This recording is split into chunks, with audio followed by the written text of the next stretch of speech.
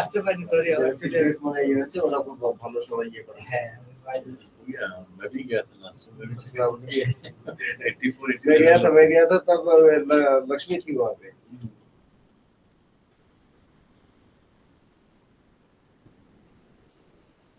सब पिरामिड ठीक ठाक है सर यहाँ का तो ठीक है मेरा दूसरा ब्लड टेस्ट करवाया था उसमें थोड़ा सा किडनी लिवर फंक्शन टेस्ट में थोड़ा एसजीओटी थोड़ा हुआ और लिपिड प्रोफाइल में थोड़ा कोलेस्ट्रॉल भी बढ़ा वो करवा दीजिए फिर सोनोग्राफी देखिए फैटी लीवर आएगा ही कौन है लेवल 2 तक ठीक है 3 होने से मुश्किल हो जाता है फिर 3 के बाद तो सिरोसिस की तरफ चला जाता है ना और एनएफएलडी बहुत डेंजर है एनएफएलडी টা খুবই ইয়ে বোঝাও যায় না কোন সময় হয়ে যাচ্ছে এগুলো তো সাইলেন্ট কিলার না সাইলেন্ট ডায়াবেটিস কোলেস্টেরল এগুলো যতক্ষণ না আপনার কোনো জিনিসকে এফেক্ট করছে ততক্ষণ আমি বুঝতে পারবো বোঝাই যায় না যখন এফেক্ট করলো প্রবলেম ছিল তখন আমি বুঝতে পারবো তখন অনেকটা প্রোগ্রেস হয়ে গেছে जिन्होंने स्टार्ट अभी किया है जैसे अब 45 বছরের ব্যাপারে এগুলো জাস্ট চেক আপ করে নেওয়া ডাক্তার রেকমেন্ড করে इसमें आएंगी क्या नहीं आएगी शायद वो मीटिंग में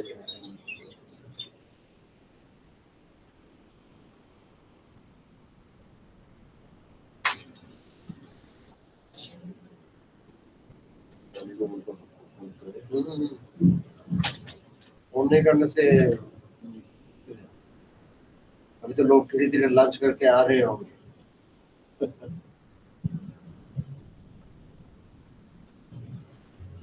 इसीलिए तो टाइम पीछे किया लंच का चक्कर 2 बजे तो कोई भी नहीं आता 2 बजे वाले से कोई नहीं आता बाकी लोगों को फोन करिए टाइम पे शिफ्ट किया ठीक है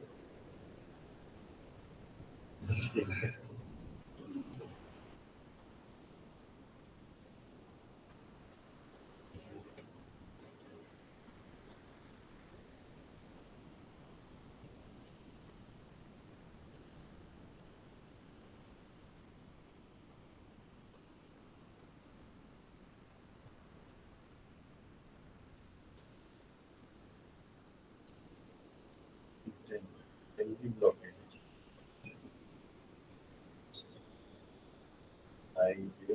मतलब इसके जी की बात की होगा फिर एल होगा अच्छा अभी बात के मीटिंग में बात करो फिर L second floor sorry second floor second I think तो फॉर्मेटिव वायु ঢুকে রাস্তা जलवायु আছে में ঢুকতে সব अभी शायद एलबी ब्लॉक দাঁড়ানো যত গন্তব্য এখন ঢুকছে তাহলে একটু দাঁড়ানো হয় ওটা গন্তব্য এখন না সেটা 10 মিনিট আর 10 মিনিট মধ্যে আসছে ওটা গন্তব্য যাবে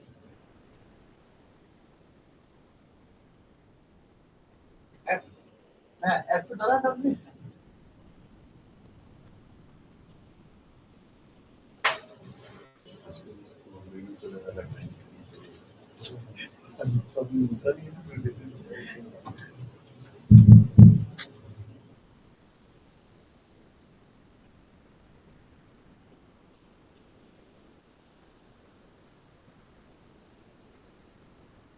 मैं थोड़ा होके आता हूँ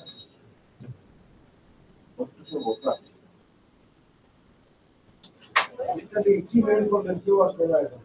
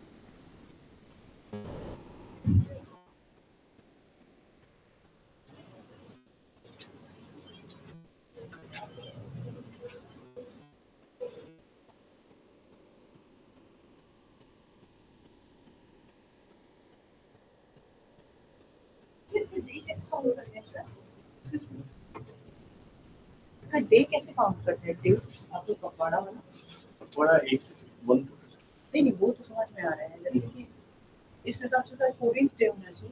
14 डे है, लेकिन हम लोग का जो इवेंट नंबर है वो 2 दिन माइनस कर दिए। नहीं तो वो क्यों आप उससे वर्किंग डे बड़ा है एक्चुअली 1 से 15 है, जिसमें हमें एक पे स्टार्ट करना 15 को खत्म करना है। से कि 14 15 will may be the holiday में not that time you will go finish on 13th और 16th।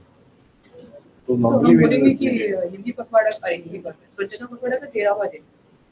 चलना में दिन बोल सकते हैं, 14वां दिन 14th डे है ना, फर्स्ट से स्टार्ट 14th नहीं इन दो माइनस कर देंगे। नहीं माइनस मत करिए, 14th डे ऐसा ये सेकंड लास्ट डे भी बोल सकते हैं। का पार्ट है दोनों का कम कोऑर्डिनेट निकल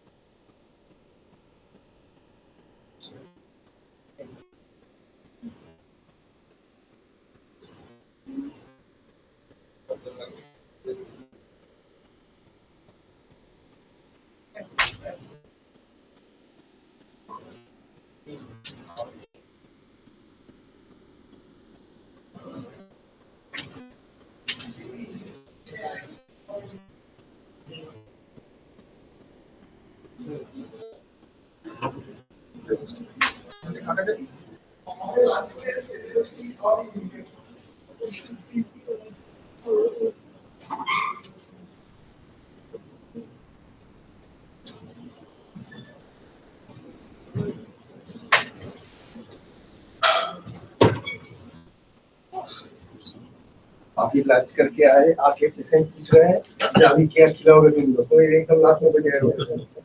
उसी के ऊपर है वो, ये वाला बीट द बैड कोलेस्ट्रॉल उसी के ऊपर है। असुन सामने ये असुन टॉपिक ये उनका बड़ा बढ़िया दिया है। सामने असुन ना बीट द बैड हाँ, कोलेस्ट्रॉल। आपने नहीं एक्सेप्ट করে ये করবে আসুন আসুন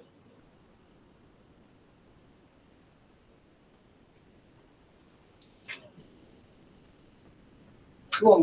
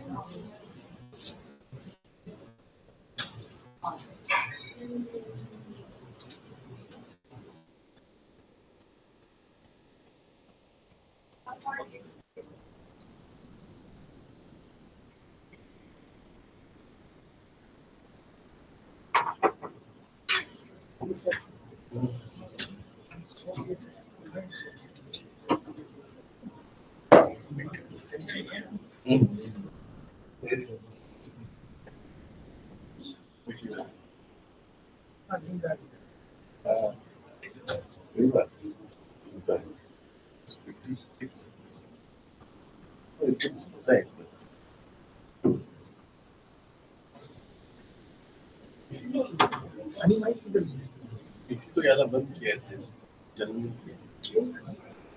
ये बारह भी बंद है चलो उसको बोलेंगे कि वो इसी बस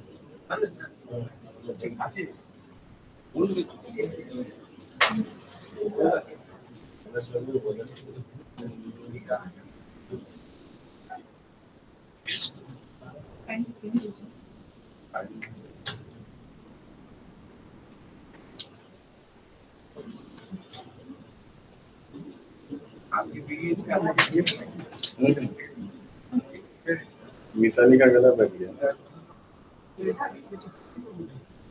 ठीक है मैं आपको बोल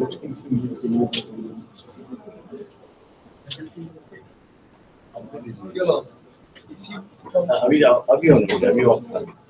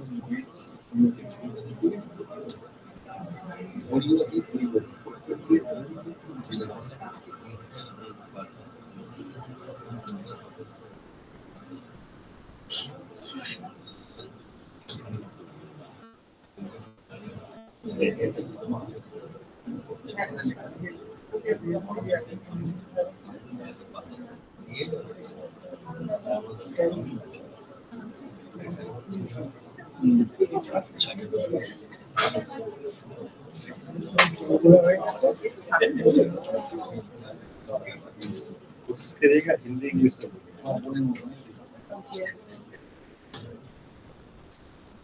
सारा हिंदी में बोलेंगे तो कुछ लोग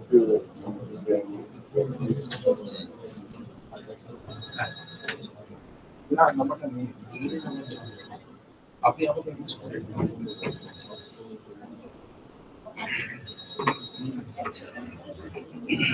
अच्छा सर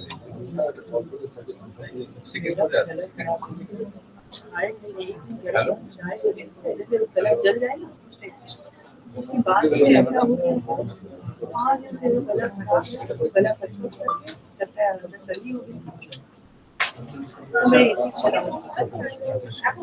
ठंडा पानी पीने का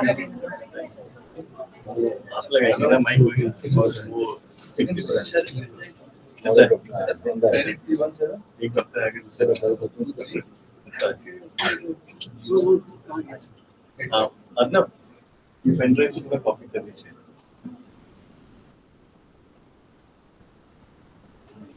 अब वो स्टार्ट करते हैं तो सर का आपका पहला हाँ topic पहले था, बोलते हैं वो स्टार्ट काफी लोग बाहर गए हाँ बाकी लोग ओवर भी बाकी लोग बाहर बाहर भी बैठे अच्छा এই ফোনটা রাখো আমার তুমি পিছনে বসে দিলে ফোনটা সাইলেন্ট করে দাও আপনি এটা দিন রিসেন্ট অ্যাডভান্স ঠিক আছে এই এটা কি লাইট আছে লাইট হবে না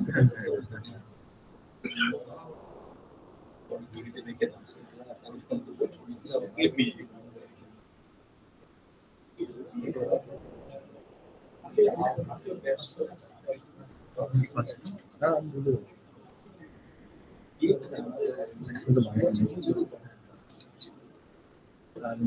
ম্যাক্সিমাম মানে কাজ করে কাজ করে medical background just in the general stuff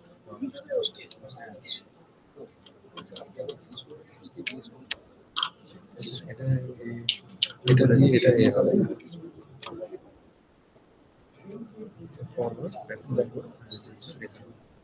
এটা নোটটা কি হবে চলে এসে এটা নোট করে দিই প্রেজেন্টেশন ওটা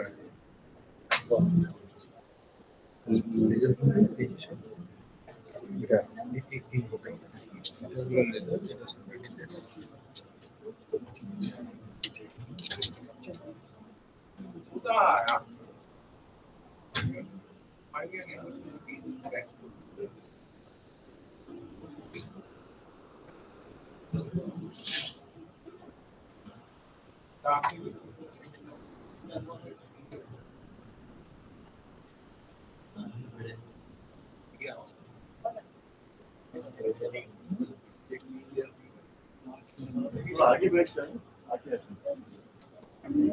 केवल स्टार्ट अभी डॉक्टर साहब तो ज्वाइन कर लेंगे बीच में क्योंकि एक वक्त चलेगा ना आधा घंटा डॉक्टर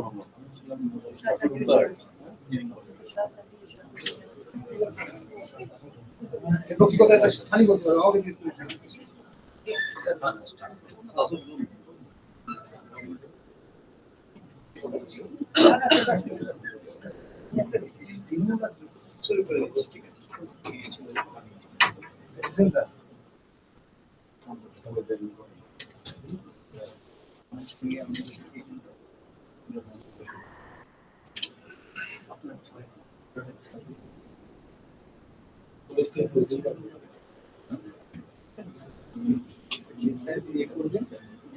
দিয়ে দাও তাহলে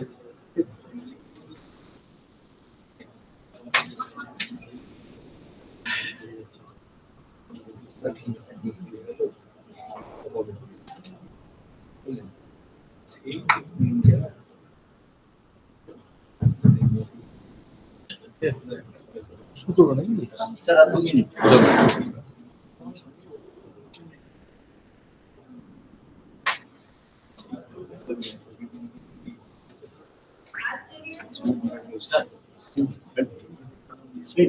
Next we will introduce you.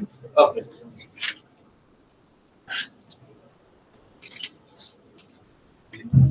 Hello. A very good afternoon to everyone. आज हम यहाँ स्वच्छता पखवाड़ा का 14वां दिवस मना रहे हैं।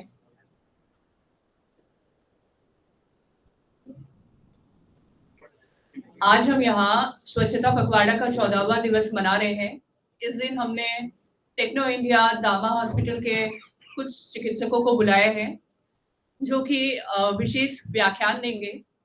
स्वास्थ्य की जागरूकता आज हमारे सभी के लिए बहुत ज़रूरी है और इसके लिए मैं हॉस्पिटल के मार्केटिंग जीएम तुषार कांति विश्वास जी को बुलाना चाहूँगी कि वो आएं और हमें इस बारे में बताएं। Thank you.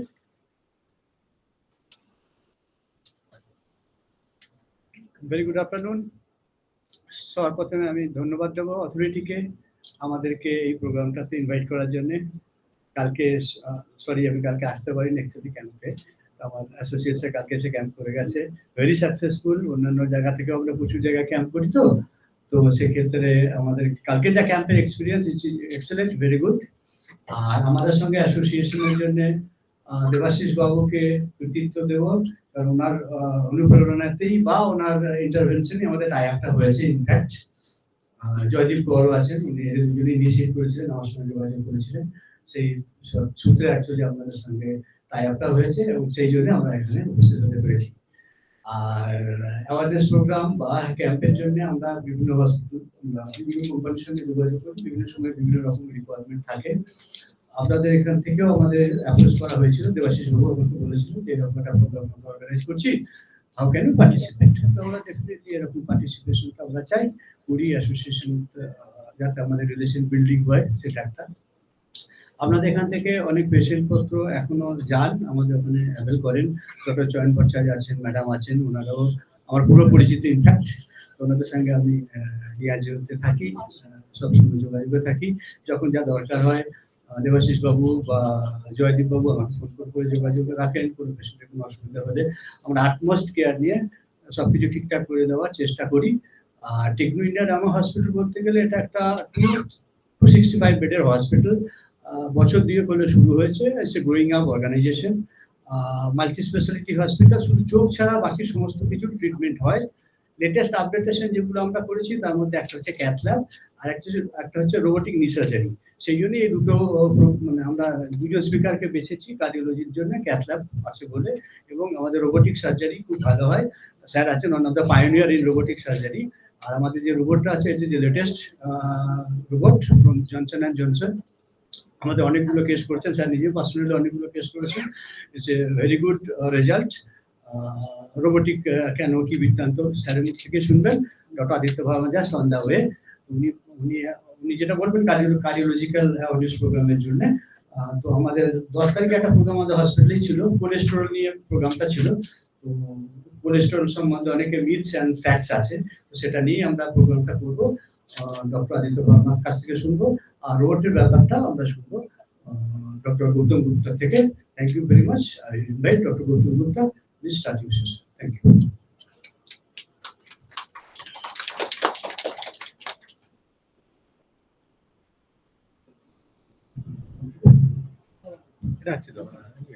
So good evening, আমার নাম ডক্টর গৌতম গুপ্ত। আচ্ছা, আপনারা সবাই বাংলা বোঝেন না, ইংলিশ বোঝেন না, হিন্দি বোঝেন? আমি কোনো অসুবিধা নেই। হ্যাঁ, কি বলছেন? একজন ছাড়া সবাই বাংলা বোঝেন, ঠিক আছে। হ্যাঁ, তাহলে বাংলাতে বলবো, মেজরিটি যা আছে সেটাই বলবো। তো আমার নাম ডক্টর গৌতম গুপ্ত, আমি একজন অর্থোপেডিক সার্জন। আমি 2012-এ অর্থোপেডিক সার্জারি পাস করি, মানে ডিগ্রি আমি নিই। তারপর থেকে আমি প্র্যাকটিস করছি। আমি 7-8 বছর গভর্নমেন্ট হসপিটালে ছিলাম, আরজিকর মেডিকেল কলেজে। তারপরে আমি ফ্রিল্যান্স অর্থোপেডিক সার্জন হিসেবে প্র্যাকটিস করি। ম্যাক্সিমাম আমি এখন আমার ফোকাস টেকনো ইন্ডিয়া ডামাতেই আছে, আমি ওখানে ম্যাক্সিমাম টাইমটা আমি ওখানে দিই। তো আমি জেনারেল মানে আমি এরকম না কি আমি শুধু রোবোটিক সার্জারি করি, সবই সার্জারি করি। তো এটা যেরকম আপগ্রেডেশন হয়, আপনাদের দেখুন আপগ্রেডেশন হয় সবকিছু, সেরকম আমি আপগ্রেড করেছি নিজেকে করে। এখন আমরা মেন ফোকাস হচ্ছে রোবোটিক নি রিপ্লেসমেন্ট সার্জারি। তো দেখুন, রোবোটিক নি রিপ্লেসমেন্ট সার্জারি সেটা তো অনেক দূরের কথা। মানে এটা হচ্ছে কোনো অপারেশন হচ্ছে কোনো ডিজিজের এন্ড প্রসেস যখন এসে গেছে, এন্ড স্টেজ, যেখানে ওষুধে কোনো ট্রিটমেন্ট করা যাবে না, যখন all means of conservative measurement has failed, মানে ধরুন ওষুধ, ফিজিওথেরাপি এসব যখন ফেল হয়ে গেছে, যখন এটা দিয়ে আর কোনো লাভ হচ্ছে না, তখনই আমরা অপারেশন দিকে যাই। এটা সবথেকে প্রথম ভাবতে হবে। এরকম নাকি আমি এখানে এসে শুধু নি রিপ্লেসমেন্টের জন্য বলছি, এরকম ব্যাপার না। প্রথম আমি এটা বলবো, যেহেতু এটা আমার যে পপুলেশন, যেখানে অডিয়েন্স আছে মেনলি জেনারেল পপুলেশন, ডক্টর তো এখানে না, মেনলি জেনারেল পপুলেশন। তো হাউ টু কিপ ইউর নিজ healthy, that will be my main aim. So in the meantime, I will also discuss about the knee replacement, how it is being done, how it has evolved, and now we are doing the robotic knee replacement surgery. So a little bit of idea we will have. So uh, uh, in the meantime, if you have any question, you can interrupt me and ask me. I will be happy to answer. So first of all, I will, in short, in gist, I will tell you about the knee replacement, and then I will tell you about the general way to keep your knees healthy. That will help you that will help you to keep your knees healthy. What measures you will take in your day-to-day activities, what should be, how much exercise you should do, what should be your weight, what should be your diet, so that your knees are healthy. That has to be that will be one of the message I will give today. So knee replacement TKR surgery is a very successful surgery. is a very successful surgery, I would say. So whenever a patient is coming with a severe knee pain and his life is room bound, I mean, he or she cannot go outside, or he cannot participate in day-to-day activities, then only we suggest this surgery, knee replacement surgery. So what do we aim to achieve with the surgery? So so once the patient is in severe arthritis, he has to take a lot of painkillers, and these painkillers comes with their own side effects. So when you give a successful surgery, this patient do not have to take any painkillers, and the side effects of a painkiller can be avoided. So these are the things. Once if you are in a severe pain, and then if you are in a severe pain and you cannot participate in your social activities, it causes a emotional burden. So once you are again after the surgery, you are active, you can participate in the social activities. Your mental status, your mental well-being becomes good. So still, after so many advantages, still some of the patients are not happy. Everyone gives the example of Dr. Atal Bihari Vajpayee. Whenever a patient come, I say you have to do knee replacement surgery. Then he or she says, "Sir, Dr. Atal Bihari ka to nahi acha hua." So this is the most common example which comes up. So this is the reason why we are always evolving. What mistake we did and how we can avoid this in future. So if you see, about there are these are the slides. These are very scientific slide, and these are meant for the doctors. So I will skip all this slide, and I will give you the main gist of this slide. So this is a paper why the patient is dissatisfied even after a total knee replacement surgery, and this data that about 20% of the patients are dissatisfied even after a knee replacement surgery. So people started finding out what can be the reason, and then they came out with this lot of reason. There are a lot of reason which can cause this problem. So infection is an inherent problem with any surgery. Whatever surgery you do, if there is an infection, the result will come down, and it's more in cases of knee replacement surgery, because in knee replacement surgery, what we are doing, we are implanting a foreign body. So if there is an infection by chance, then that is going to be a disaster, because when you take antibiotics, antibiotics will work on your body tissues, muscles, and everything. But this is a foreign. The antibiotic will not work there. Understood? So there are other ways to tackle that problem that is beyond the scope of discussion. So infection is one of the main problems. So this is the reason the joint replacement surgery should be done in a very good setup. There are certain guidelines for that, dedicated setup, and we do have in our Techno India hospital. So, and there these are the other problems which are more of a scientific thing. So it will not. Okay. So again, this paper came out, and it's one of the reason why. So if you can see, if there are 100 people out here, so out of the 100 people, all the knees are not same. Every knee is different. Like our face, not same. All are different. Similarly, knees are not same. All the knees are different. So, but when we do the knee replacement with conventional way or conventional method, that without robot, what we do, we convert all the knees into one type. Type 5. So there are actually, it can be more type, but the most common type is types. There are 6 types of knee. Okay, but when we do the knee replacement by conventional method, we convert all the knees into type 5. So if I start examining all of you here, only 15%, 14%, approximately 15% of you belongs to type 5. But when I do the knee replacement with conventional method, I convert all the knees into type 5. So you must know the bell curve, the standard deviation. So if you cross that limit, outside this 2 standard deviation, then there will be a problem. Before that, you can manage. When you go outside of the 2 standard deviation, there will be a problem. So even after, so this is the one reason why we started doing robotic knee replacement. So these are all payment. So what happened? So when the knee replacement was first done in 60s, in mid 60s, 1965 or 67, the first knee replacement surgery was done, and there after that there has always been a evolvement in the terms of the implant which we are putting inside, in terms of technology, how we can use the technology to give better result, and in terms of surgical technique, which approach to do, how to do, these are the things. So in that there are different technological advances came. These are PSI, which is patient specific instrumentation, patient specific implantation. These are all the evolution came, and the last is the robotic assisted TKR. Robotic assisted TKR. This could not sustain that.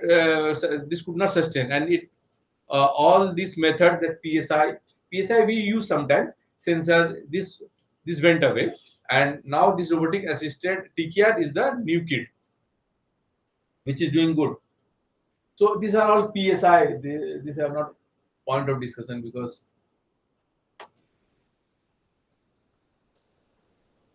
so what we try to achieve with this robotic assisted knee replacement surgery, we do patient specific alignment. What is alignment?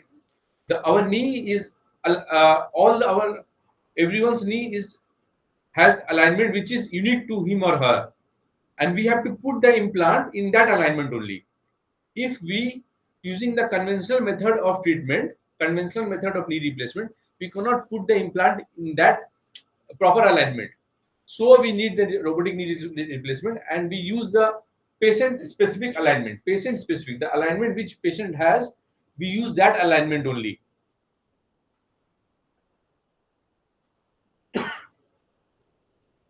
So how it is bridging the gap?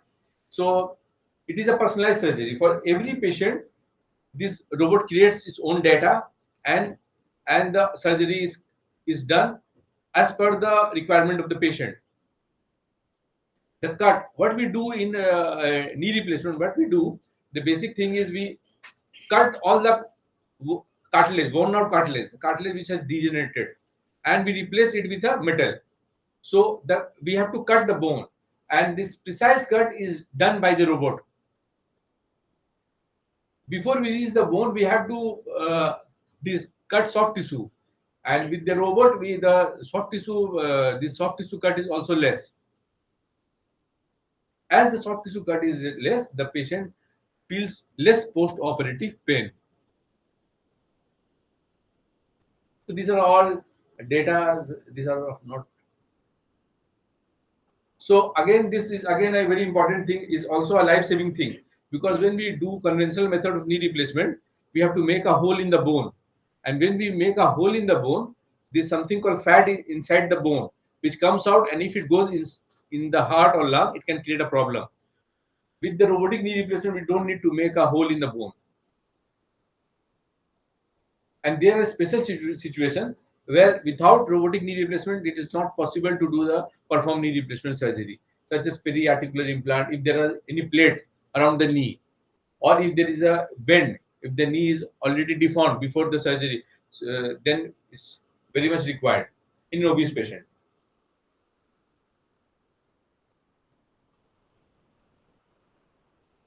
So what has changed? Before it was a soft tissue surgery. Now it is a bone surgery, because we remove only the deformed bone and we don't release much of the soft tissue, as I said before. Just we remove the bone, deformed and degenerated bone, and replace it with the implant. So what we used to do before what we used to do, we used to apply a lot of experience, our feeling, gut feeling, and now we have the data, because the robot is always guiding us. We are going right or wrong. So we have a data, and we follow that data to give a perfect result. So before it was a manual surgery, now it is a data-driven surgery. So this is the thing. This is the robot which we use.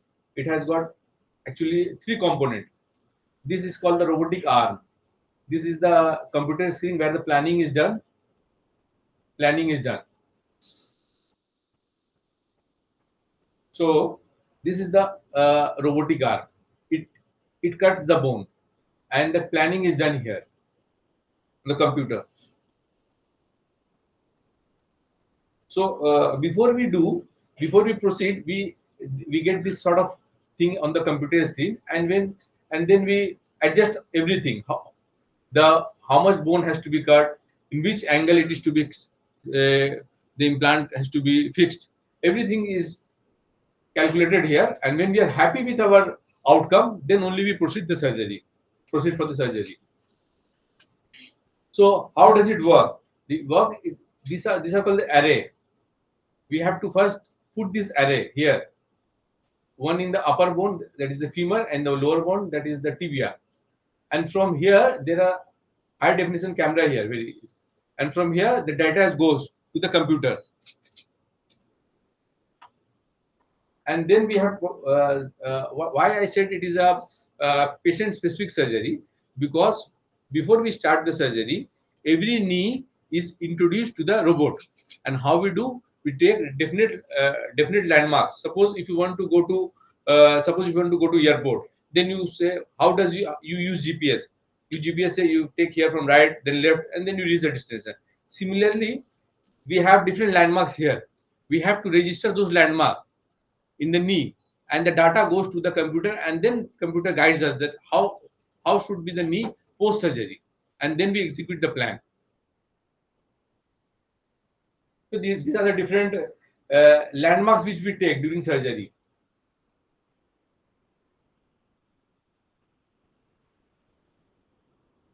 And then we have to authenticate also. Once we have taken the landmark, whether the landmark which I have taken is right or wrong, that I have to authenticate in the next step, and the robot will authenticate that.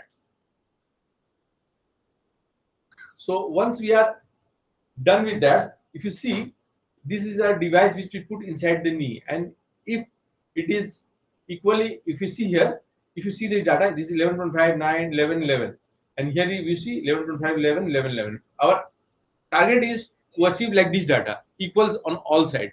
So when we insert this device, we will get, if we get this data, then we are happy, and we proceed with the bone cut. So what do we achieve with this? We achieve the accuracy of Aclovia. It's cardiac safe. There is a reduced blood loss. There is a minimal soft tissue dissection. We have post-operative pain is also low, and we get faster recovery. So how does it start? First, we have to do this video.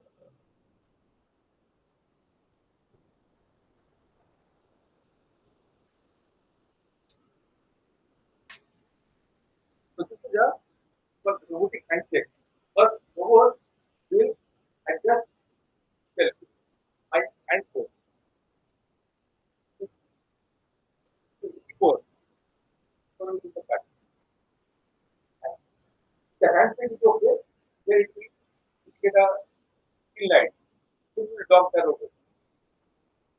The next step will be, and these are all the array. Information will go from here to the computer.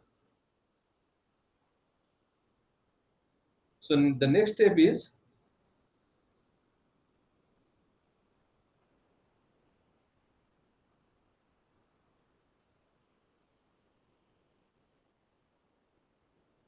so what we are doing here, we are using this pointer, and we are taking the different landmark, marking the different landmark. Once we are happy, here a green signal is coming. Once the landmark has been registered, has been done, and it has been authenticated, the robot knows my knee. What is the shape and size of the knee, and then it will help me in planning. So this is the registration part, and now we go for the planning, and we will adjust everything here, and we are happy. Then we will go for the next step, that is the bone cut.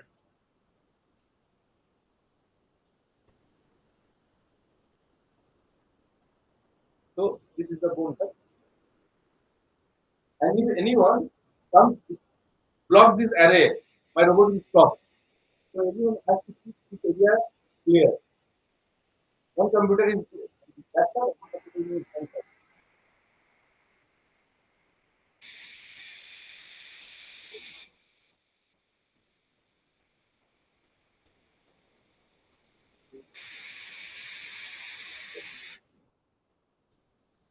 So these are the close-up views. So this is a patient which we operated, and the patient the next day patient is doing good walking. That is before 24 hours. We operated around 12, 1 p.m. and the next morning the patient is walking comfortably. This is another example. So thank you. If you have any question with this, then I am happy to answer. But this is in nutshell about the robotic knee replacement. What is the success rate and what's the remedy after post-operative problems are there? What is the success rate? So again, this robot is I would say is a 3-4 year old device which was launched. We are using for last 7-8 months, and the initial data is quite satisfying. So we don't have very long with us. We don't have very long data. The data in the European country and the US country, they say the success rate is at least, if the conventional way is 85 86, it goes 95 96%.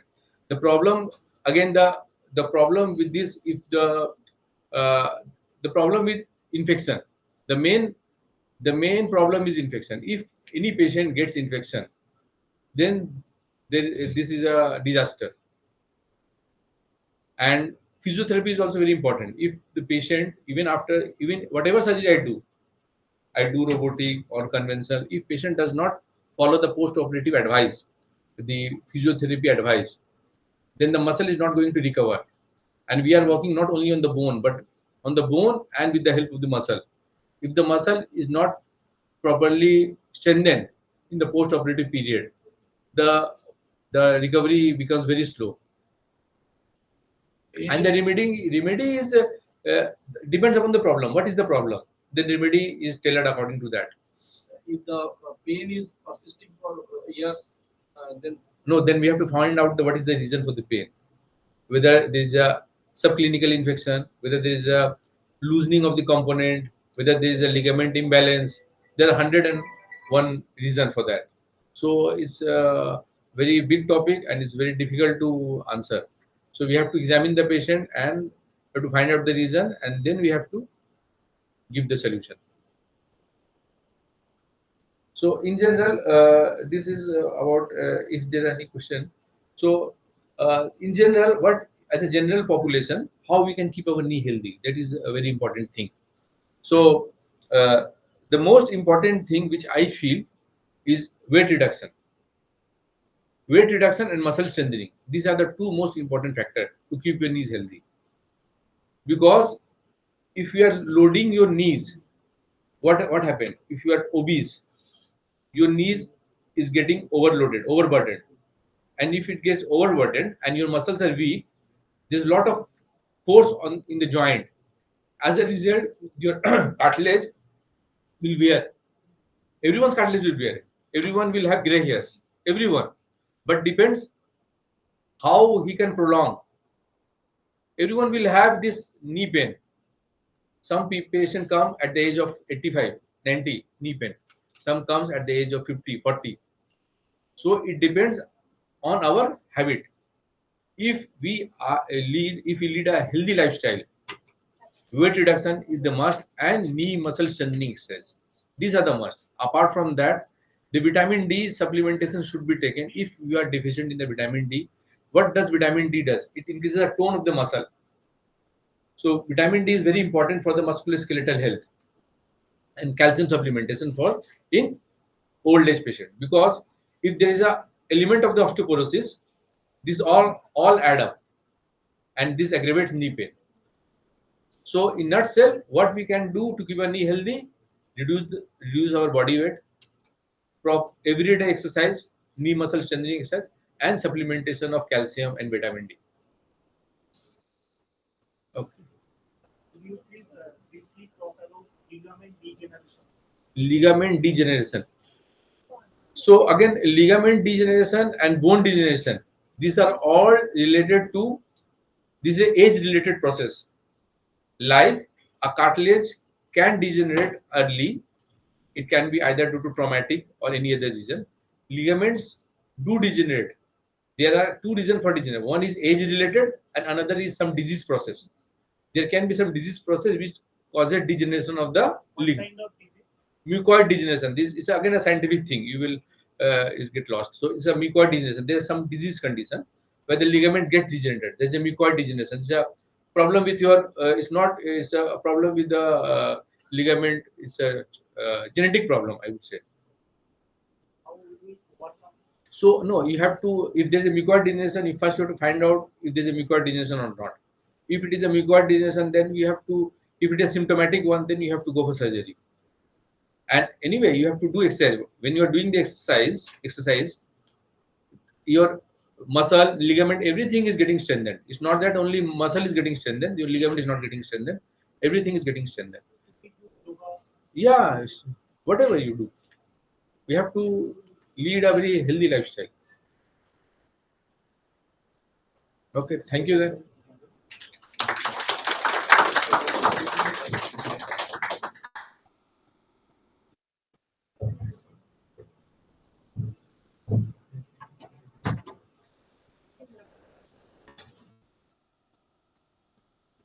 Thank you, Dr. Gupta, for a very nice presentation, informative presentation.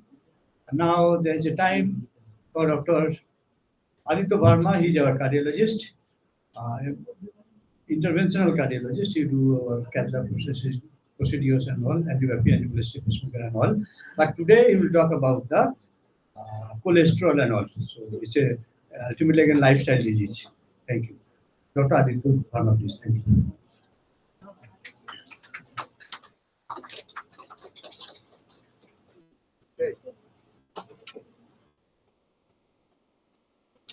যখন এতে বলবেন লেখলে তখন এটা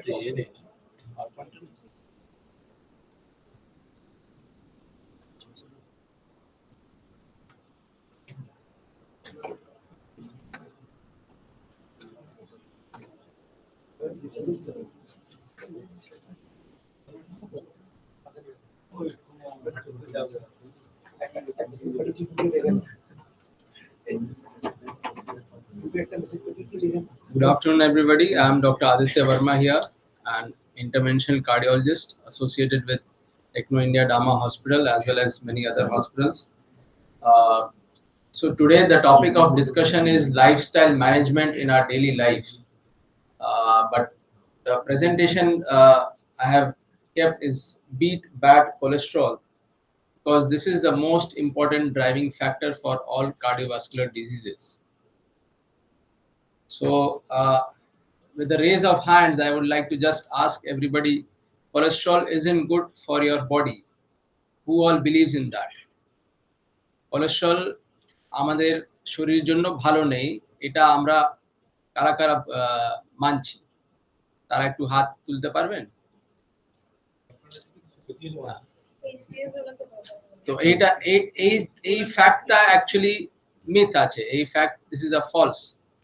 Okay, cholesterol isn't good for your body is a false thing, because cholesterol is quite important for our body as well. So cholesterol helps in making important hormones.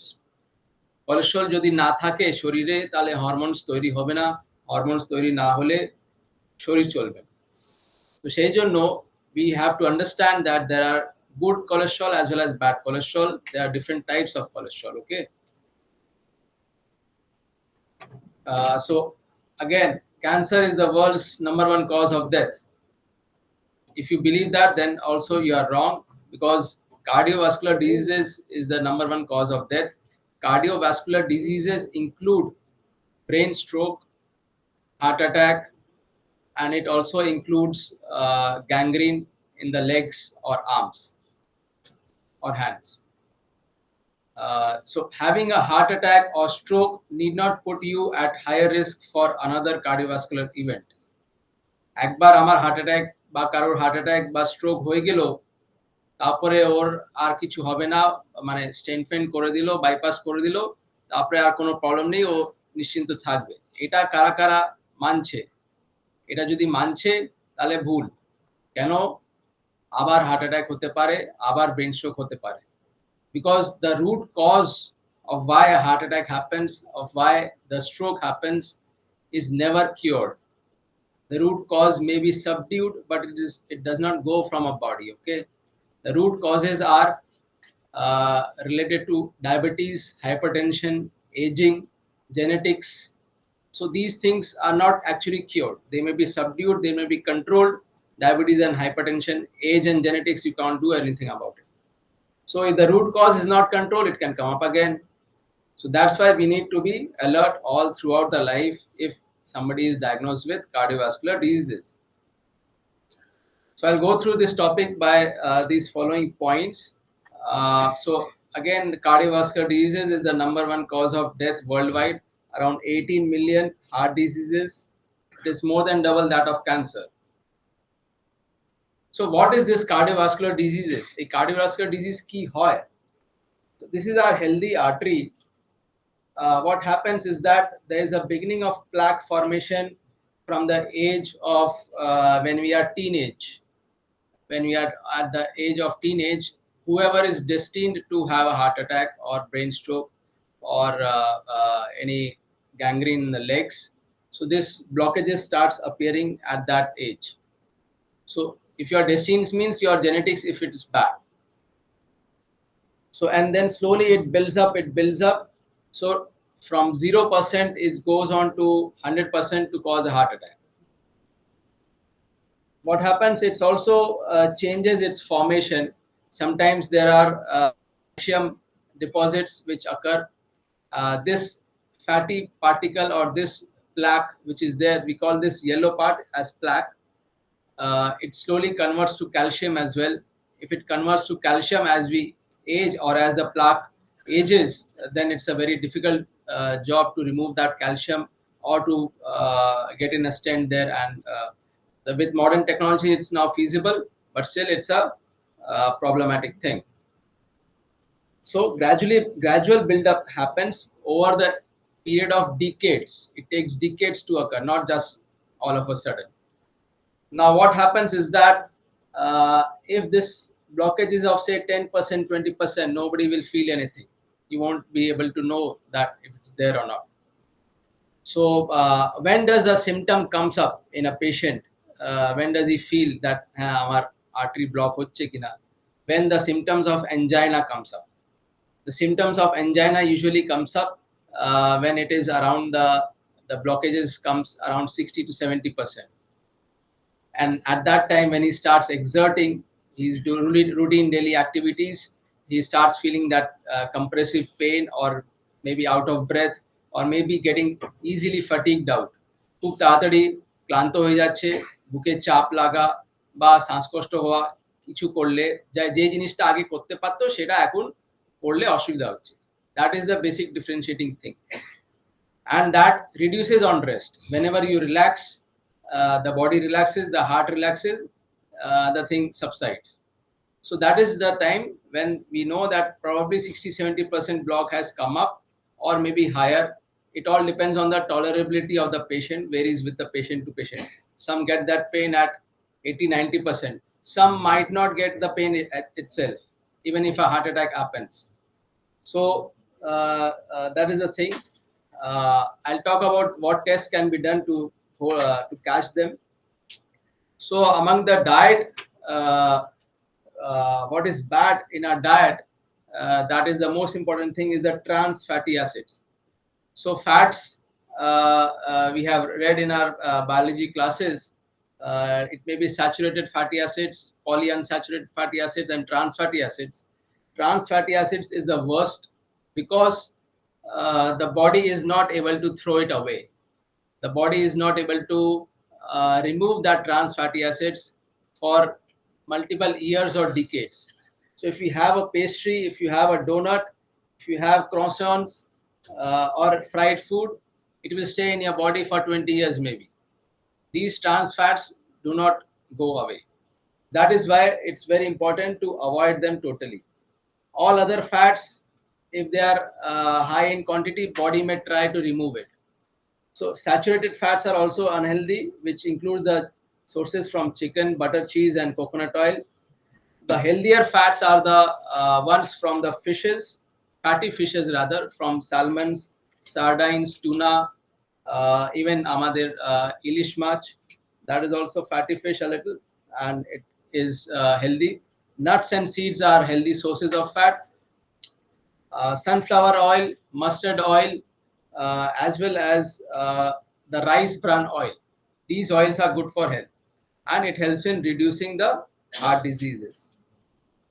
So coming to the types of cholesterol, which I was talking about, the main thing which you have to remember is LDL and HDL.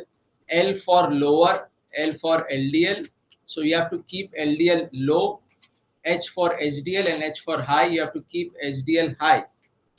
The third one is the triglyceride. It is one of the most common type of fat. What happens is that it stores the excess fat from our diet, and it is also harmful for our body. But the most harmful is LDL. The most important source may be trans fatty acids, and triglycerides also add-ons to this LDL to cause atherosclerotic diseases. So again, the same thing, LDL or bad cholesterol is the form of cholesterol which is transported from liver to the rest of the body. So what happens is that liver, the interplay of cholesterol happens between the body tissues and the liver. Liver transports some fatty acids and lipoproteins to the tissues so that they can build up the whatever is required for the tissue to function well. And from the tissues, extra material is given back to the liver, and then liver throws away through the digestive system to the stool. So what LDL happens is that LDL is a form of cholesterol which is sent from the liver to the body, and in that way, if it is extra, if it is excess, it gets deposits in the blood vessels, and then narrowing of blood vessels leading to heart attack. So why is LDL monitoring very important in our Indian setting is that we Indians are already at high risk. The genetics of our subcontinent, the Indian subcontinent genetic profile, the ethnicity is in a way that it is worse than that of Europeans or Americans. So we have heart diseases, we have stroke and all 10 years earlier than our Western counterparts. Nearly 60% of Indians have high LDL cholesterol, it was found. And hence we have to be doubly protective for ourselves. Even in Bengal, we can see it's in red, where the very high rate of bad cholesterol here in our state. So again, this is the thing which was talking about LDL cholesterol getting deposit in the blood vessel of the heart.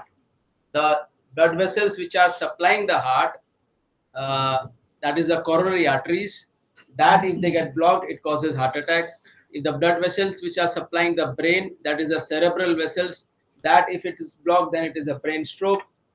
And blood vessels if it is supplying the legs or even the hands and arms.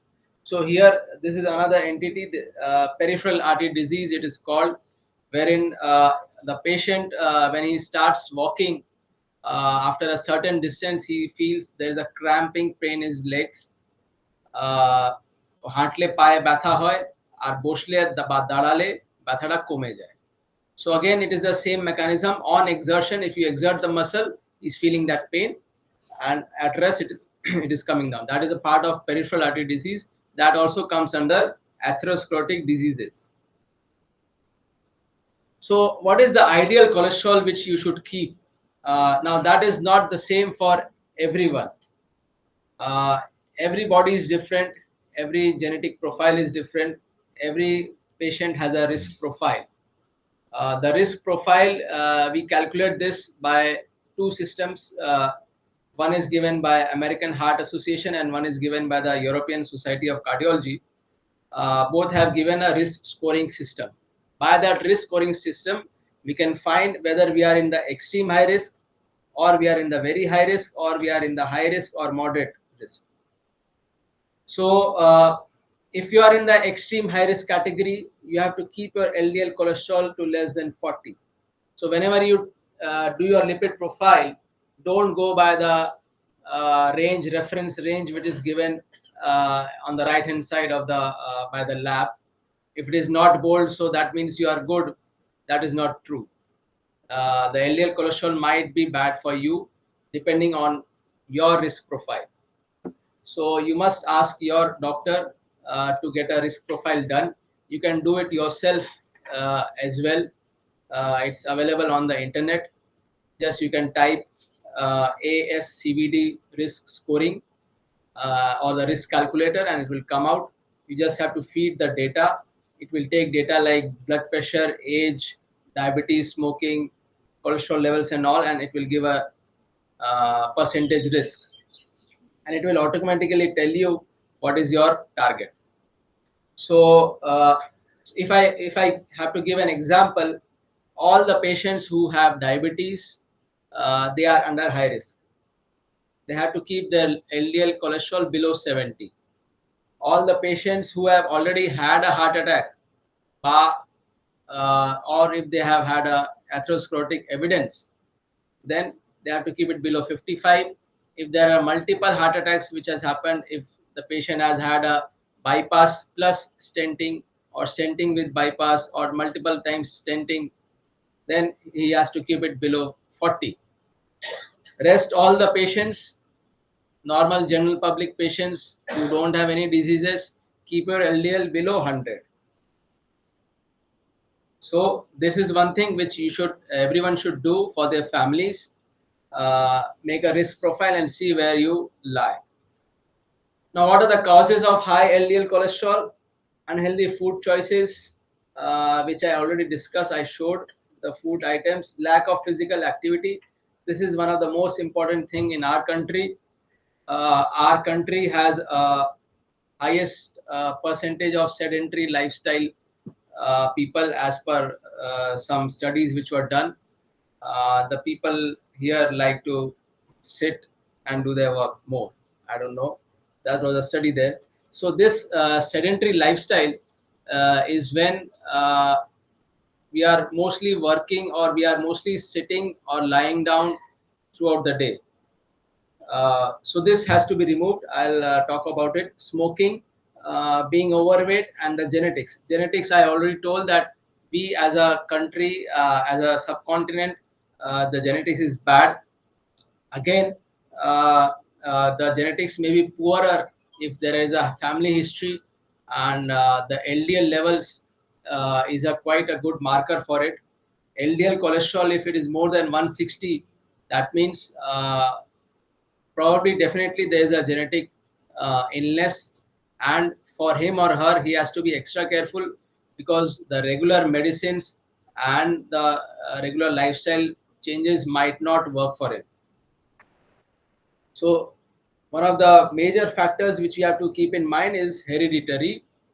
Apart from that, age, yes, as you age, the LDL cholesterol may rise. Weight, being overweight, we all know, obesity, abdominal obesity, it increases our cholesterol levels, and race I have already told. Now, how can I lower my LDL levels? What are the lifestyle changes which one should bring in? Healthy heart, healthy eating. I'll talk about it. Weight management. So weight management, the simple basic rule is that you have to keep the energy expenditure more than the energy intake. If your energy intake is very high, then reduce it, and again start your expenditure, increase your expenditure. If you already are taking very less diet, then increase your expenditure, because that balance only decides whether you will be gaining weight or not. So that is the basic rule, and you have to follow it. There are certain diseases which can cause obesity, and certain hormonal problems which may lead to that, and which may create a hindrance. But again, a strict lifestyle can help you manage weight and certain dedication is of course required for that. So physical activity, everyone should get regular physical activity. One should not just stay in the sedentary lifestyle. So if you have a desk job, if you have a job, you have to just sit in front of the laptop for hours together. What you can do is just within 30. So it was found that if you sit for a prolonged time for more than 30 minutes, the chances of abdominal obesity increases drastically. So before 30 minutes, just when it's a time of say 20-25 minutes, you should just get up, take a walk in that room itself, and again sit down for your work. If you're working on the laptop, take the laptop in your hand, just move around for within a period of 30 minutes. So every 30 minutes you stand and move around. So the body should not be aware. So what happens is that hormonal changes happens, and there are signals that body finds that he has to be sitting, and the body starts storing the excess energy. But if you stand and walk just for a minute as well, that cycle is broken, and body will not get that confirmation that yeah, you have to store the energy. Body will expend it. Drug treatment is not the topic today. What about diet? Dietary changes which can be done to lower the cholesterol. So if our plate is colorful, then our life is also colorful. That is the basic thing you should remember. By colorful plate, I mean is that there should be variety of colors of variety of fruits with various colors, and variety of vegetables and fruits of different colors. Even there should be a variety of food in the way that you should inculcate whole wheat, whole grain products, multigrain products. You should inculcate dairy products as well. You should inculcate good fats as well. As I told, fat, you cannot totally negate it. You must have good fat. So and about dairy products is that whole milk, the saturated fat levels are quite high, and that may be a problem. That's why if you really have a disease, or if there's a high risk in your case, you must have skimmed milk or double tone milk, or products from skimmed milk or double tone milk. Even yogurt from whole milk may cause increase of saturated fatty acids. Fat is very important in the way that good fats, particularly in fatty fish, salmons, nuts, avocados, and olive oil. Avocado is a good source of good fat, especially for the vegetarians. For non-vegetarians, if you have to have fatty fish, you can have it 1 to 2 times per week, or maybe maximum 3, but not more than that. And nuts, all nuts are good enough, but almonds and walnuts in particular are better for the cardiovascular diseases. Among the oils, mustard oil, olive oil, and rice bran oil, as I said, that is good. But what is important about oils is that the oil should not be heated on and off and for more number of times. If you have heated and used the oil once, you should not use it again for the next meal, because that heated oil, if it is heated again, then the good cholesterol in that turns into bad cholesterol. In the same way, if you have to have so again in fat, butter, ghee, all this is allowed if you are having it raw. If you heat butter and ghee, then it creates a problem. The good fat in that gets destroyed, and it converts to bad fat.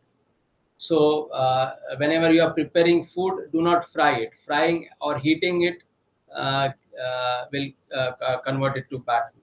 Even roasting. So the methods of preparation which are good for health is that grilling or steaming or boiling. So these methods are fine. So like in for example, if we are making paratha, or when we are having pav bhaji, the bread on the bread we put butter and then we put it on the tawa. So that is bad, because that will create the good fat to bad fat. Instead, we can do is that just roast the bread first, and then after it is out of the tawa, then you can just put butter and have it quickly. So the fat should not be heated. The basic driving point is that. Among fruits, vegetables, all are good. You must have all varieties of fruits and vegetables in as much amount as possible. At least 200 grams of food, fruits every day, and 200 grams of vegetables every day should be taken. Among the nuts, at least 30 grams of nuts should be taken every day. Apples, pears, avocados are particularly recommended because they break the cholesterol and help in digestion of the cholesterol as well. So why does fruit help in reducing cholesterol is that fruit contains fibers. The fibers in the fruit is very important. So again, if you are having fruit juices instead of fruits, then it is not helping you. Only some few vitamins and minerals are going in, which is quite of minimal quantity. The main benefit of fruits is that of the fiber, and you must eat the fruit as raw. That fiber takes away the excess cholesterol which is lying in the digestive system and helps in better health. Again, in vegetables, onions, leeks, tomatoes, and garlics should be integrated in a diet. And you must try out new dishes. You must. So we, in our state, everybody is fond of eating. I am not going to tell that. Yeah. So again, what else can we do apart from the diet for to reduce our LDL levels, as well as to the other lifestyle changes which can do is using stairs instead of lift. So this is one way where we can we have to find opportunities throughout the day where we can lead a healthy ambulatory life, so that we can just move around and not stay idle. Instead of lift, use stairs. It will not cost time. It will even we have to stand a lot for lift sometimes. If the floors are maybe 3-4 floors or 4 floors, you can easily climb up. Go for a walk. A marathon is not necessary. Even a 10-minute brisk walk. I think the best time at today's era is after dinner. That is a time everybody will find some time. Otherwise, everybody is busy from whenever they wake up. So after dinner, you have a leisure time of some. You must not go to sleep within 2 hours. Give 1.5 to 2 hours after dinner for yourself. At that time, you take a walk. So what is recommended is that the exercise of 150 minutes per week of moderate intensity exercise. So what does moderate intensity exercise mean is that brisk walking or cycling or swimming. So these are moderate intensity exercises. Cooking, household work, or just walking at a leisure pace, that is light intensity work. But what we have to achieve is that moderate intensity work, and that also 30 minutes daily for at least 5 days a week. Further we can go is to high intensity workouts, where 15 minutes per day is good enough. And high intensity we mean swimming, doing laps one after another, or jogging, or high intensity workouts like in gym and all. Active yoga also comes under, and even dancing. These come under moderate intensity workout, and 30 minutes daily can be done for that. So apart from that, this scheduled exercise, you must keep some time out for a walk. I think after dinner is quite important. And you can take your friends and families, because then you'll be encouraged. Otherwise, some people may like solitary walks, but many like to go out with friends. leave the car behind. So one of the other ways is to park the car at a certain distance from your workplace or from your destination, so that you have to walk for a certain distance to reach that place. So that extra walk which you did just by parking at a certain away, that also helps. This slight day-to-day changes should be done for your overall health. And again, so if you are having children or grandchildren, you must just not sit and watch them. If you are a grandfather or grandmother, you must indulge yourself with the children and you must play with them, and so that your exercise also happens, not just sit and watch them. So another way of reducing cholesterol is relaxation. What happens is that stress hormones are released during stress, exertion or tension, which causes LDL cholesterol to increase, and the liver produces it in a big way. So now stress is there in our daily lives. Everybody has stress. What is important is how we manage it. The simplest way to manage is by breathing. We often forget to breathe, and we must be conscious of our breathing. The breathing exercises which are there, like pranayam and all, that is good enough, and that should be done at least once a day or even 2 to 3 times a day. But what we can do is that daily when we are at the workplace or when we are at home, say whenever we are angry or whenever our mood is low, we should be conscious about that. Yeah, we are getting angry. We must be conscious that yeah, the mood is low. If we get conscious about that, we can just close our eyes and take long deep breaths and breathe out. So by just doing that for a minute, the body relaxes and then the brain starts functioning better. Apart from that, we can add on to progressive muscle relaxation.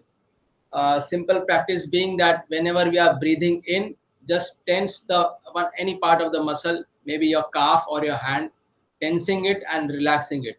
So with each breathing out, you relax that muscle and think that all your stress is going out with that relaxation.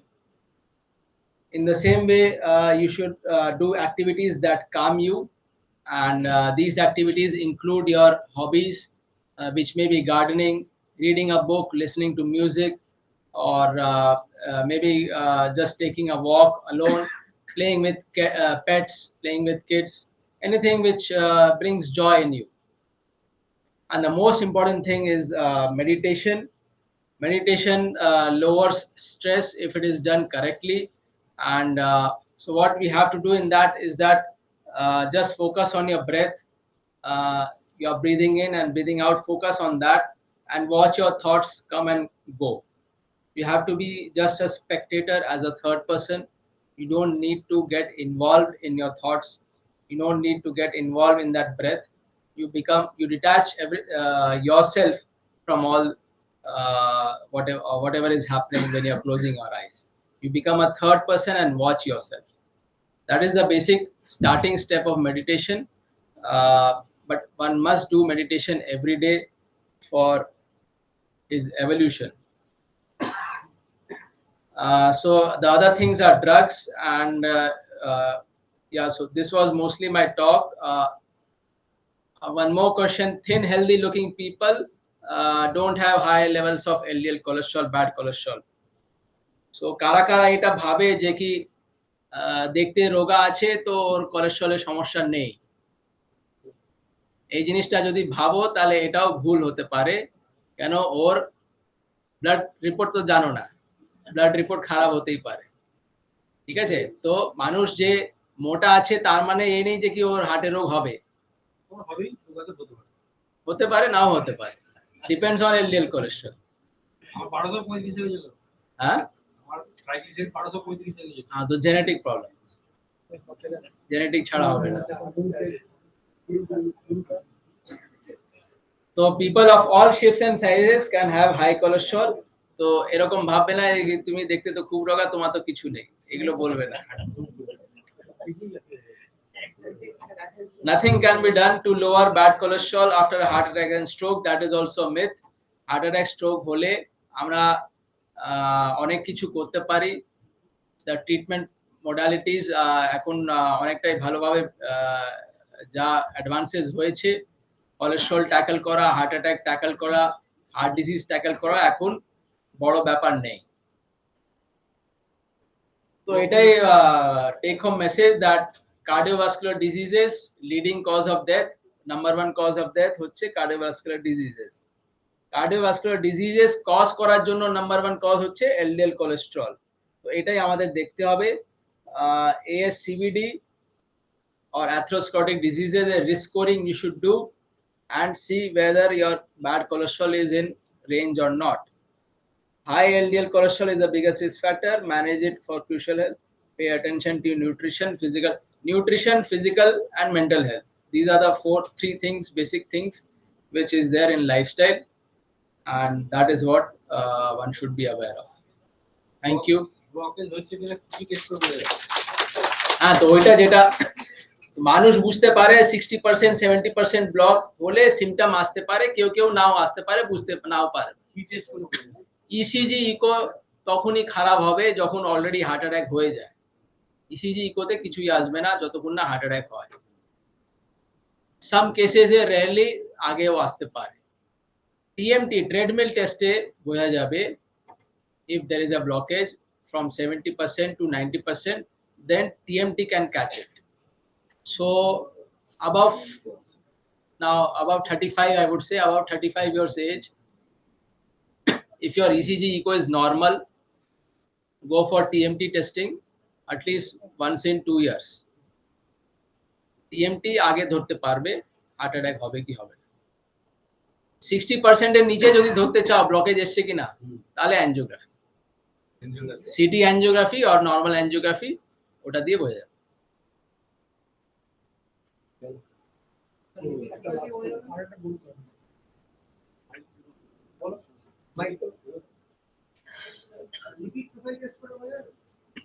না, lipid profile will not tell you that blockage হয়েছে কি হয়নি। LDL শুধু বলবে যে LDL অনেক বেশি, LDL শুধু এটাই বলবে যে এলডিএল অনেক বেশি, ব্যাড কোলেস্টেরল অনেক আছে, কিন্তু কতটা ব্লকেজ হয়েছে সেই জিনিসটা শুধুমাত্র অ্যানজিওতেই বোঝা যায়। তুমি অ্যাট রিস্ক সেটা বোঝা যাবে, তোমার প্রোফাইল খারাপ সেটা বোঝা যাবে, কিন্তু অলরেডি কত ড্যামেজ হয়েছে সেটা জানা যাবে না। সেটার জন্য টিএমটি শুধু একটা আছে যেটা 70-80% ব্লকটাকে ধরতে পারবে। তার নিচে ধরতে গেলে 40-30%ও হতে পারে। 30% ব্লক যদি থাকে তাহলে আজকে নেই, না হলে maybe in after 10 years 15 years it can cause a problem. So for general public, what I recommend is that whenever you are giving your child the voting license and the driving license at the age of 18, you must do their lipid profile. That will catch many people who fall under bad genetics. তখন একটা genetics LDL cholesterol জানা গেল, সেটা যদি ভালো থাকে ঠিক থাকে তাহলে ও একটা লাইফস্টাইলে থাকবে। তখনই যদি কোলেস্টেরল ভালো খারাপ বোঝা যায় তো ওর খারাপ লাইফস্টাইল দিকে যাবেই না, at least he will be distracted from it.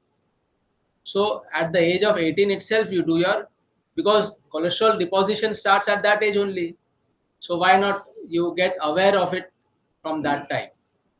Get aware of your LDL cholesterol from earliest age, and then from there you build up, maintain your LDL at around 100 by whatever lifestyle. You can have cheat days, আমি অতদিন ভালো ছিলাম, আমি একদিন খারাপ খেলাম, সেগুলো করতে পারো। মানুষকে অবশ্য মন যদি ঠিক না থাকে তাহলে তো এলডিএল কোলেস্টেরল আরো খারাপ হবে। But এই নেই যে কি he is addicted to some food item, that is also bad. So that's why get your LDL cholesterol হ্যাঁ না বোঝা যাবে, ওই ইকো তো বোঝা যাবে না। ইকো কালার ডপলার বা নর্মাল ইকো 2D ইকো, তাতে হার্ট অ্যাটাক হওয়ার পর বুঝতে পারবে।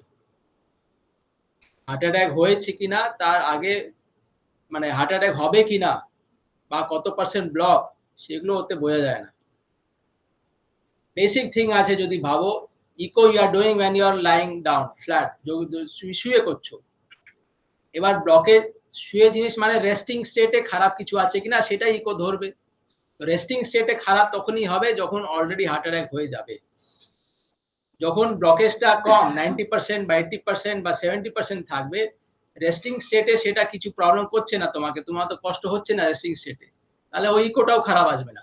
যখন you are exerting in TMT or in thallium স্ক্যানও এক্সারশন করা যায়, সেই এক্সারশনে যদি ইসিজি গ্রাফ চলতে থাকে তখন ওই জিনিসটা ধরবে যে কি হ্যাঁ ওর ব্লকেজ আসছে বা এসে গেছে।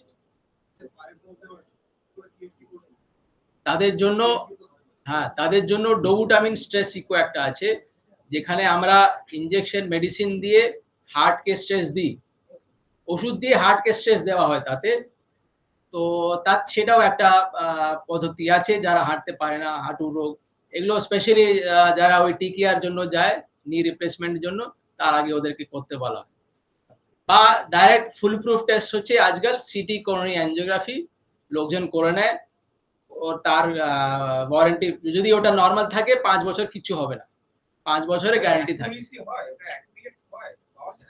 অ্যাকুরেট হয় অন্তত পার্সেন্টেজ মে ভ্যারি, ধরো কেউ ওটাকে 50% বললো, কেউ ওটাকে 30% বললো, অন্তত রোগ আছে কিনা তুমি জানতে পারবে, আর ক্রিটিক্যাল আছে কিনা সেটা জানতে পারবে। ক্রিটিক্যাল রোগে ইউজুয়ালি এবার এক্সপিরিয়েন্স কম আছে, আমি মানছি রিপোর্টিং এ এক্সপিরিয়েন্স আমাদের দেশে কম আছে, আমাদের ইস্টার্ন ইন্ডিয়াতে আরো কম আছে reporting experience, because it is a new form of investigation, new in the sense around 5-10 years এ বেশি জোর পেয়েছে, but it is evolving, people are learning, at least you will know that you have a problem or not. Once you know you have a problem, you will be correcting your lifestyle actively. যে জিনিসটা heart অ্যাটাকের পর তুমি ভয় পেয়ে করতে, সেটা তুমি আগে করতে পারবে। কত পার্সেন্ট পর্যন্ত ব্লকেজ মেডিসিন দিয়ে ক্লিয়ার করা যায়? above 70% থাকলে আমরা স্টেন্ট লাগাই বা বাইপাসের জন্য পাঠাতে হয়, বিলো 70% ওষুধে রাখলে চলে। সেকেন্ড হলো যে ওর 60% এও যদি হচ্ছে, there are certain, now again this percent is man dependent, observer dependent, some may say 60, some may say 70, so human mind chole asche. That's why there are again advances in this technology, in this way, in that machine guided, যেভাবে ওখানে robot guided, আমাদের machine guided, ওখানে so we take a wire, আমরা একটা তার নিয়ে যাই across the blockage, pressure মাপা হয় across the blockage and pressure মাপা হয় below the blockage, after the blockage and before the blockage pressure ratio দেখা হয়, সেই রেশিওটা যদি খারাপ থাকে, সিগনিফিকেন্ট থাকে, তার মানে ব্লকেজটা সিগনিফিকেন্ট। এটা পুরোপুরি মেশিন দেয়, এতে মানুষের রোল নেই। তো এটা একটা চলে এসেছে যেখানে borderline lesion, but mostly we go by the symptoms of the patient and whether there is a heart attack or not. If there is no heart attack, then you can wait and you can do further management like stenting or bypass. If there is a heart attack, then everything is an emergency. একবার stent বসানোর পর ওই জায়গাতেই আবার block আবার হতে পারে, যে স্টার্টিং এ বললাম, নতুন বসানো, স্টার্টিং এ যে প্রশ্ন বললাম যে আবার হার্ট অ্যাটাক হবে কিনা, হতে পারে, you are always at risk. But ওই সেম জায়গাতে হতে পারে, সেম জায়গাতে আরো বেশি হওয়ার চান্স থাকে, কেন স্টেন্ট তো ফরেন ম্যাটেরিয়াল, বডি রিজেক্ট করে, যেভাবে কে রিজেক্ট করে এটাও বডি রিজেক্ট করবে। যাতে স্টেন্টে আবার ব্লক না হয়, আমরা ব্লাড থিনার দিয়ে রাখি, অ্যান্টি কোলেস্টেরল ওষুধ দিয়ে রাখি, যাতে স্টেন্ট ব্লক না হয়। Highest chance of stent block থাকে within the first year, after first year stent block হওয়ার চান্সটা কমে যায় ইন দ্য সেন্স ওটা তখন নর্মাল প্রসেসে আস্তে আস্তে আস্তে আস্তে হবে, যা হবে হঠাৎ হবে না। তো এবার আবার ওই জায়গাটা স্টেন্ট করা যায় বা স্পেশাল বেলুন দেওয়া যায়। ওটাই স্টেন্ট ফেলিয়ার মানে স্টেন্ট থ্রম্বোসিস, স্টেন্ট ব্লকেজ, একই ব্যাপার, একই টার্ম, যে যা টার্ম ইউজ করে। মেডিকেটেড আর নন মেডিকেটেড নন মেডিকেটেড স্টেন্ট আজকাল পাওয়া যায় না, ইউজ হয় না, ওটা উঠে গেছে, সবই স্টেন্ট মেডিকেটেড। যেটা নতুন এসছে সেটা হচ্ছে মেডিকেটেড বেলুন, মানে মেটাল ছাড়া, তাহলে রিজেকশনের ব্যাপারই নেই। ব্লকেজকে আমরা মেটাল ছাড়া বিনা স্টেন্টে চিকিৎসা করছি উইথ মেডিকেটেড বেলুন। এটা নতুন এসছে, লাস্ট 1 or 2 ইয়ার্সে এটা গেইন করেছে মোমেন্টাম। আগেন লং টার্ম রেজাল্টটা এখন অবধি জানা নেই। মোস্টলি আমরা তখন ইউজ করছি যখন স্টেন্টের ডায়ামিটার সাইজ থেকে অনেকটা কম ওই থাকে ভেসেল, ওগুলো পার্সন টু পার্সন ভেরি করে, বাট এটা একটা নতুন জিনিস যেটা আসছে আর আরো বাড়বে in future. Without metal, without stent, usage of medicated balloon.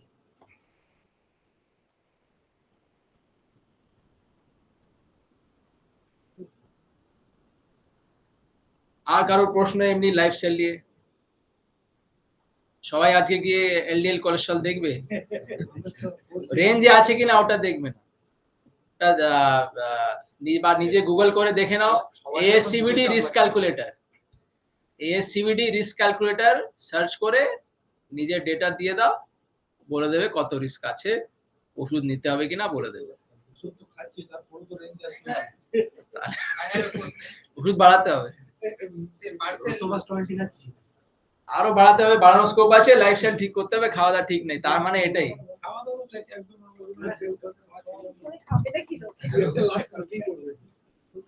I have a question. Yeah. So, a person who lives most of the time in air conditioned environment, I mean no sweat, and another person follow the same lifestyle but working without it, normal environment. So is there any difference? I mean, difference is in the energy expenditure. Energy তো কমছে, যে এসিতে নেই, body তো continuously শরীরকে down, depends on the outside temperature. যদি গরম আছে, in summer if you are staying without AC, body is fighting, body is producing sweat, energy কমাচ্ছে, তুমি তাড়াতাড়ি ক্লান্ত হয়ে যাবে, ঠিক আছে। বাইরে যদি ঠান্ডা আছে তাহলে তো এসি নাও লাগতে পারে, অবশ্য তুমি বলছো যখন গরম আছে। প্রশ্ন এটা কি মানে, I mean there is in metabolic process in sweat that the person who is sweating most of the time they have low chance of heart diseases. No. না শুধু বা লো cholesterol.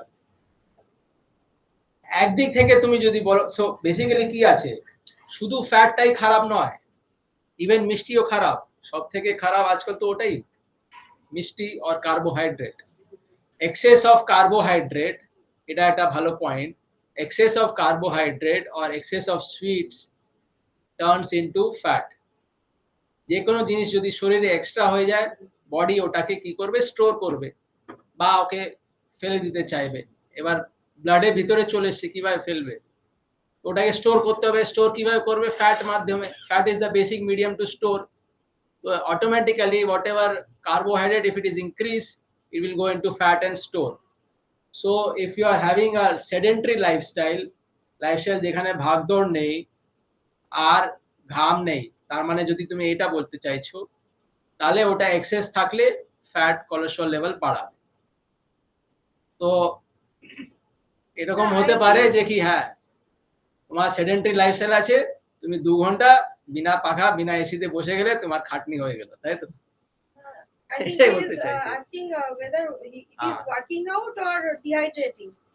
Dehydrating, working out, both, because energy expenditure is increasing, so that means excess whatever is there that is being consumed, তো excess জিনিসটা কমছে, কারণ এক্সপেন্ডিচারটা বাড়ছে। সেদিক থেকে এবার ওর অলরেডি যদি লাইফস্টাইল ওর এমন থাকে যেখানে if he is already normal weight, not obese, normal weight or thin individual, for him it will be detrimental. If he is a obese person, already excess আছে, তো ঠিক আছে, একটু খরচা হবে, কি আছে, ডিহাইড্রেশন জন্য একটু ওআরএস খেয়ে নেবে। But sugar is again problem. না তো সল্ট ওয়াটার নিয়ে নেবে, salt water নিয়ে নেবে. So depends on the body profile also. If he is already lean and thin, already cholesterol levels are good, then I think it's not a good idea, because body is also in that stress.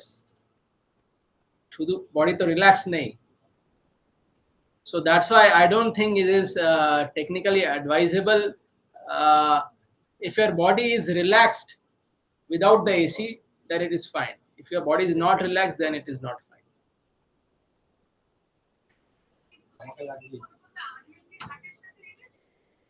না, অনেক মানুষে থাকে যে কি অনেক ঘাম হয়, সেগুলো অনেক প্রবলেম থাকে. That depends on body to body. That I don't think is directly related to cardiac problems.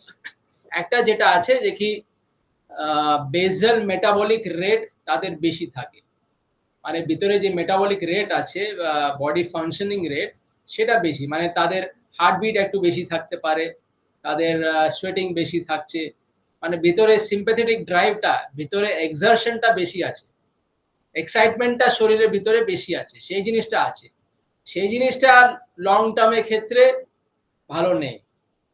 মানে সেই জিনিসটা মানে body has to be calm, heartbeat has to be near 70s, normal range হচ্ছে 60 to 100, যত কম তত ভালো. Similarly BP যত কম তত ভালো, 120 বা 130 নিচে রাখতে হবে, তার উপরে না. 130-80 উপরে গেলেই BP, up to 100 is fine. 100 এর উপরে যাবে heartbeat when you are exerting by physical means or exerting by mental means. যদি অনেক কিছু ভাবছো হার্টবিট বেড়ে যাবে, যদি অনেক দৌড়াদৌড়ি করছো হার্টবিট বাড়বে, ওইগুলো নর্মাল, ওটা নর্মালি হয়. বাট বেসিক রেস্টিং স্টেটে যদি তুমি ঘেমে যাচ্ছ, তার মানে বেসাল মেটাবলিক রেট বেশি, তার মানে সিম্প্যাথেটিক ড্রাইভ বেশি, বডি রিল্যাক্স নেই, তোমাকে প্রাণায়াম মেডিটেশন বেশি করতে হবে.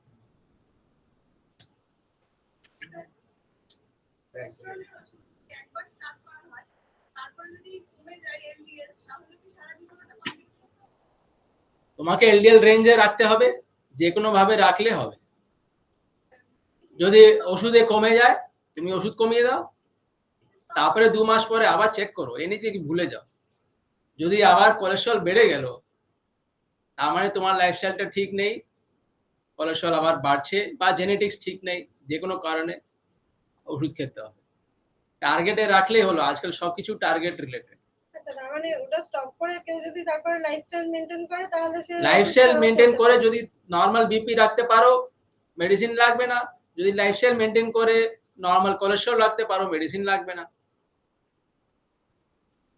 টার্গেটটা অ্যাচিভ হতে হবে. রিডিংতে যায় মানে ওই হরমোনাল ওষুধের মতো না যে কন্টিনিউ খেয়ে যেতে হবে। না, সেগুলো থাইরয়েড, ওটা হরমোন ওষুধ না. টার্গেট আমাদের যদি অ্যাচিভ থাকে তাহলে একটু দরকার নেই. অ্যান্টিপ্লেটেড ব্লাড থিনার আছে যেটা কন্টিনিউয়াস চলে, বাট নট কোলেস্টেরল ওষুধ or BP medicine. If your BP is well controlled without medicine, it is good enough, no problem. Blood thinner আমি এক বছর করে যাও, মাঝখানে খেয়ে বন্ধ করে দিই. না, কারণ তুমি এমনি শুরু করেছিলে, তোমার হার্ট অ্যাটাক হয়নি. ডাক্তারবাবু আমার তো ওটা আন্দাজে দিয়েছিল না, তো আন্দাজে জিনিস তো বন্ধ করতে পারো, কিছুই হবে না. আন্দাজে দিলে কিছু লাভ হয়নি, না দিলেও কিছু ক্ষতি হয়নি, বুঝতে পারছো না. সেই জন্য প্রমাণ করো যে যদি রোগ আছে তাহলে খাও.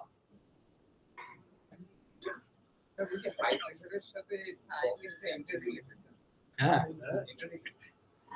হাই প্রেসার থাকলে ব্লকেজ চান্স বেশি. এখানে আমি তো বললাম কার্ডিওভাস্কুলার ডিজিজেস সবথেকে কমন. এখানে কার্ডিওভাস্কুলার ডিজিজকে খারাপ করার জন্য সবথেকে কমন হলো হাইপারটেনশন. এটা cause of death, but hypertension is the most common cause of morbidity. Morbidity মানে হলো যে including all types of problems. শরীরে যা যা প্রবলেম, যেমন গ্যাংগ্রিন হলো, মানুষ তো মরে যায়নি কিন্তু প্রবলেম তো আছে, নিয়ে থাকছে. প্যারালিসিস হলো, মরে যায়নি কিন্তু বেডরিডেন হয়ে গেছে. So that is morbidity. So hypertension is the most common cause of morbidity plus mortality দুটো combination A. R cardiovascular diseases is the most common cause of death.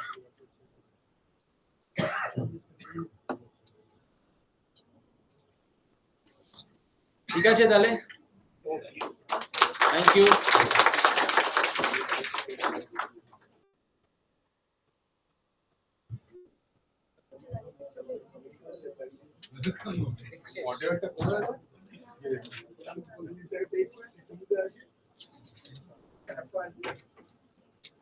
ব্যানারটা দিয়ে দাও। এই ওটা প্রিন্ট করতে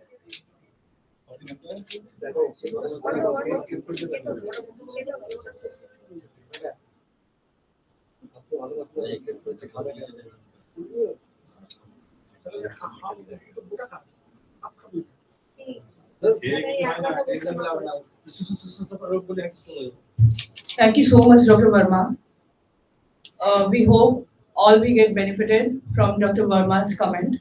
और जो भी उन्होंने बताया है आज, मैं इस कार्यक्रम के समापन के लिए नोडल ऑफिसर मिथिलेश कुमार जी को बुलाना चाहूंगी कि वो आए और धन्यवाद ज्ञापन करें।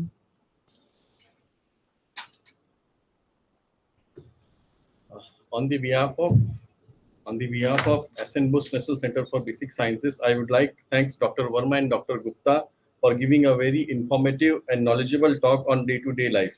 A special thanks to TK Biswas, GM Marketing, and his team from Techno India Dharma Hospital, Salt Lake, for arranging this informative talk in very short notice time. And last but not the least, special thanks to all the participants, staff members, colleagues to make this event very successful. Thank you. Tea and snacks will be served outside. Thank you. नहीं sir, हमने ये जो भी था ना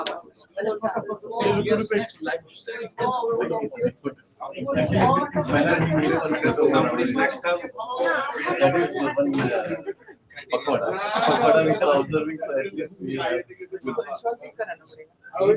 প্রজেকশনটা কি বন্ধ করে দেব? প্রজেকশনটা বন্ধ করে দেব। তাহলে তো মুখে পড়ছে সবার। गुरुदा कहाँ चले गए? अरे मोबाइल चले गए।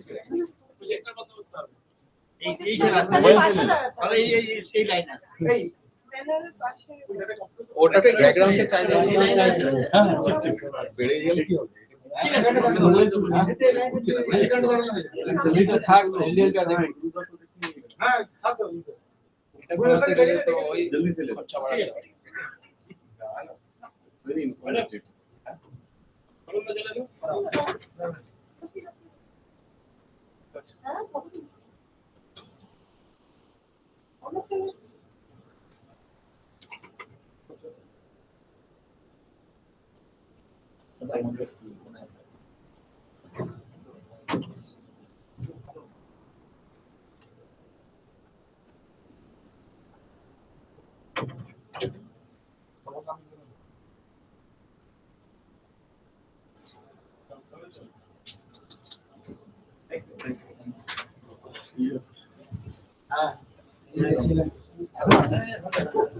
আমি ছিলাম ওখানে।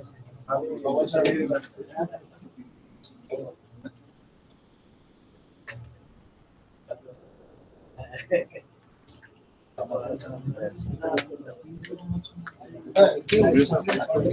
Supresa.